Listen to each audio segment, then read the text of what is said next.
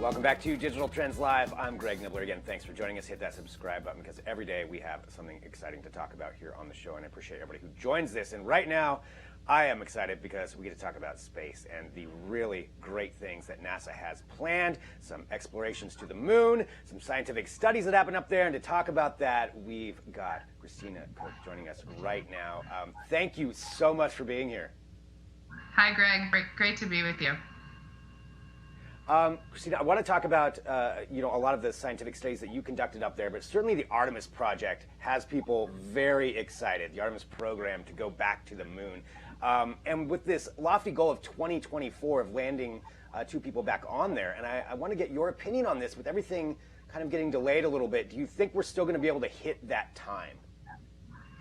Yes, it is such an exciting time, and as excited as you and your viewers are, I must be even more excited. It's a great time to be involved in the human spaceflight program with the Artemis mission. And absolutely, NASA can get to the moon by 2024. It's a bold goal, but I think bold goals actually, bring about innovative ways of doing business, and that's just what I'm seeing as NASA pushes forward towards returning to the moon. So couldn't be more excited. Something I want to ask you on the technological side of things, just as we see things advance, what kind of a role do you think robotics and artificial intelligence will play in these Artemis missions to the moon? Well, certainly one of the most exciting areas that we see that type of work in is in the automated landing sequences and automated docking. In the past, the actual landing on the moon was done by the pilots, and so they trained a lot for that. And interestingly, that actually limited both when we could go to the moon and the different places where we could land. So having that system automated actually opens up the world or opens up the moon in a whole new way. We can go at a much larger range of dates. We don't have to worry about the sun angle and being able to see perfectly on the surface of the moon.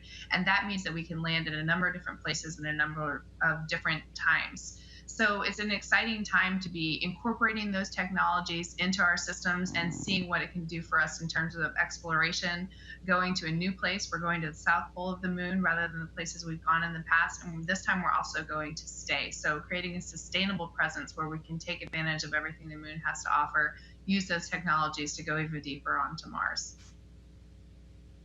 What do you think are going to be, you've spent so much time in space, obviously with a record-setting amount for the ISS, 328 days, want to make sure I got it right, which is incredible.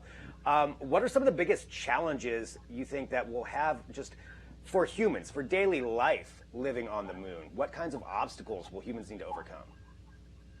Well, I'd say the biggest takeaway for me from being on board the space station for 11 months was that long duration human spaceflight is possible. It's possible for humans to thrive in microgravity. And of course, on the moon, we actually have a little bit of gravity, 1/6 of what we see on the Earth. So I think that actually makes it even more doable. Just that little bit of gravity means that some of our systems can actually, utilize gravity and be a little bit more Earth-like in their design, which helps the whole process.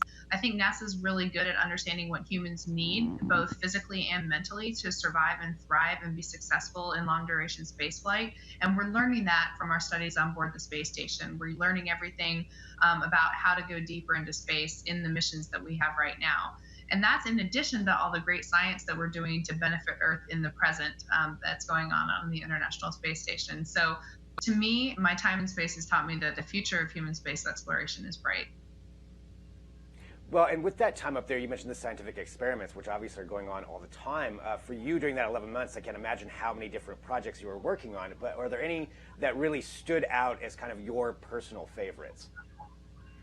Well, you're right. There were hundreds that I had the honor of working on. And, though I'm a physical sciences person, so some of the physical science things that we're doing to sort of probe the fundamentals of a lot of processes are some of the ones that interest me personally the most. But the ones that were most meaningful to me are the ones that have such tangible benefits coming back to Earth. And a lot of those were in pharmaceutical research. A lot of people don't know that microgravity actually enables us to do research on potential cures for cancer, cures for Alzheimer's and Parkinson's that we cannot do on the Earth because we can study proteins through protein crystal growth in a way in microgravity that we can't do on Earth. So seeing for the first time with my eyes through a microscope protein crystals that researchers on Earth have never seen before was a really special moment during my flight I'll never forget. Something I wanted to ask that just came out today, and it's going back to the Artemis project, and this is a competition that NASA announced, which is a competition for people to submit designs for essentially a space toilet, which is something that would be important on the moon. For those people who are submitting their designs, do you have any recommendations on things they should consider? You know, you hit on something that goes back to something I said earlier, which is that with 1/6 gravity, you can actually use that to rely on just a little bit. And I would say that's a great example.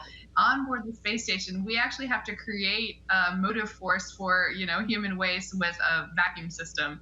I would say something that's ease of use that can clean up quickly is really important, and something that, multiple people can get in and get out and get on with their day on to doing the science and the work that we're doing up there. That's probably the most important. Nice. Well, Christina, thank you very much for being here. I do want to say, too, I watched the video of you returning to your dog over and over because it was so hilarious and awesome. How's the dog doing? Sadie is doing great.